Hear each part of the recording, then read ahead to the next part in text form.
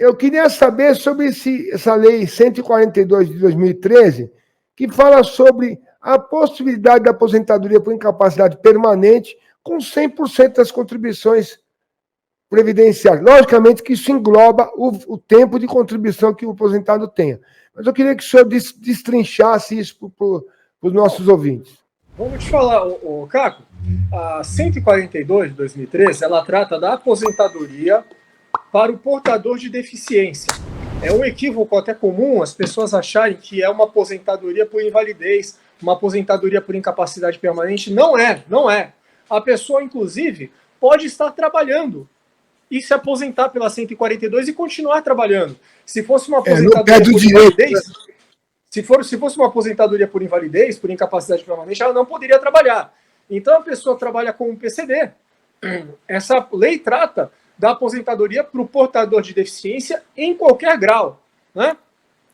A diferença é que graus mais leves vão contar menos tempo de contribuição. E ela trata não só da aposentadoria por tempo de contribuição, mas também da aposentadoria por idade. E essa aposentadoria, Caco, tem ainda o melhor cálculo do direito previdenciário brasileiro, porque ela não sofreu muita alteração com a reforma da Previdência, com a emenda constitucional 103 de 2019. Teve uma alteraçãozinha, mas isso são outros 500 e dá para brigar. Desculpa, eu tô com... Minha rinite alérgica está me atacando muito hoje. Como é que é a questão da 103 de 2013? A pessoa portadora de necessidades especiais, o PCD, ela pode se aposentar com algumas vantagens. Por exemplo, a aposentadoria por idade. Enquanto o homem se aposenta por idade aos 65 anos e a mulher aos 62, antes da reforma era 60 anos, tem regras de transição e tal. Na aposentadoria do PCD, aposentadoria por idade, para o homem é 60 anos de idade e para a mulher 55. Então, olha só, a mulher pode se aposentar 7 anos antes do que ela previa. Eu tenho uma cliente que acabou de aposentar com 55 anos de idade e ela ficou super grata porque senão ela teria que esperar mais 7 anos, até os 62, ok? Essa é uma das duas modalidades da aposentadoria para o portador de deficiência, que trouxe a Lei 142, lei complementar. A aposentadoria por idade para o PCD. A outra modalidade é a aposentadoria por tempo de contribuição. Essa aposentadoria garante o benefício anteriormente àquele previsto pela aposentadoria programada, a aposentadoria nova trazida pela reforma. Também aquela aposentadoria por tempo de contribuição, antes da reforma, que agora existe só na forma de regras de transição. Isso é um outro assunto até bom para a gente tratar aqui no programa, das regras de transição. A aposentadoria por tempo para o deficiente também é anterior, também requer menos tempo. Enquanto para o homem eram 35 anos, se ele for portador de um grau máximo de deficiência, ele pode se aposentar com 28 anos. Grau médio, 33, entende? Com 31, e grau leve com 33 anos. Então, uma pequena deficiência, que eles consideram grau leve, ela pode ser adquirida, a aposentadoria pode ser adquirida com 33 anos de contribuição. Essa é a aposentadoria por tempo para o portador de deficiência. Olha a sua vantagem. Se aposenta antes, mas para mim a grande vantagem é a aposentadoria por idade. Com a idade antecipada, 60 anos para o homem e 55 para a mulher. Lembrando, Caco, que a aposentadoria por idade só precisa de 15 anos de carência, né?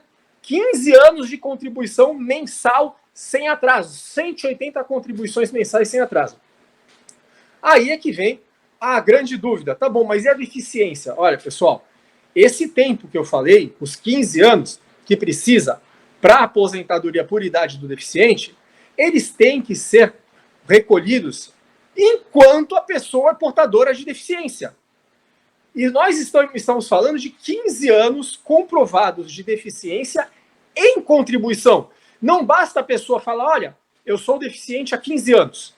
Quer dizer, nós estamos em 2024, eu sou deficiente desde 2009. E as 15 anos de contribuição dele estão lá atrás, de 80 até 95. Se os 15 anos de contribuição dele estão de 90 até 2009, ou então até 2015, 2020, mas a deficiência é dos últimos 15 anos, ele não tem 15 anos de contribuição em deficiência. Isso que é importante entender.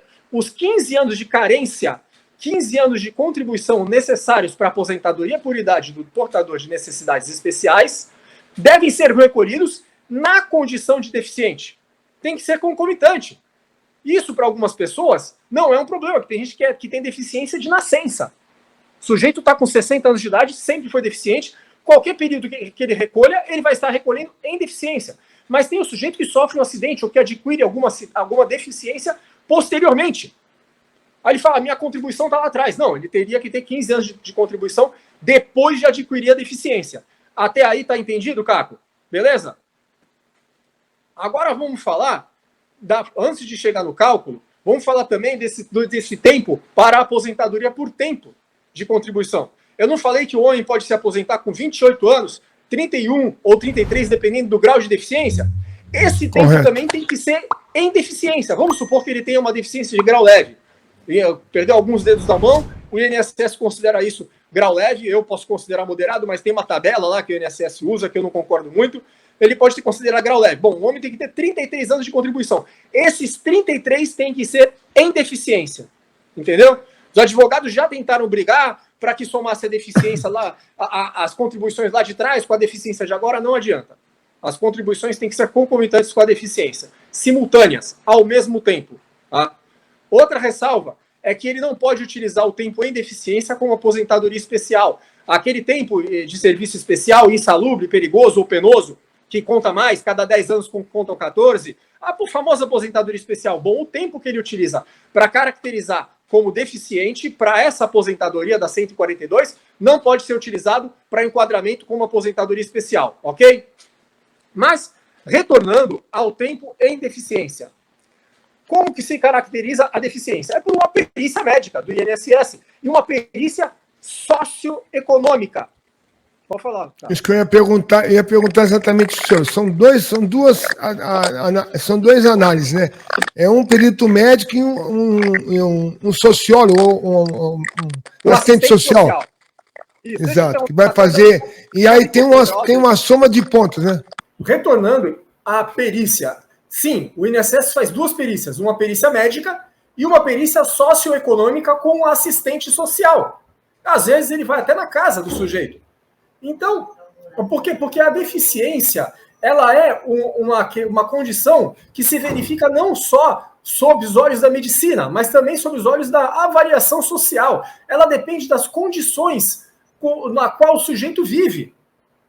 Ele pode ser considerado um portador de necessidades especiais considerando as condições ambientais, o local onde ele vive, que atividades ele exerce, quais as condições econômicas da sua família. Né?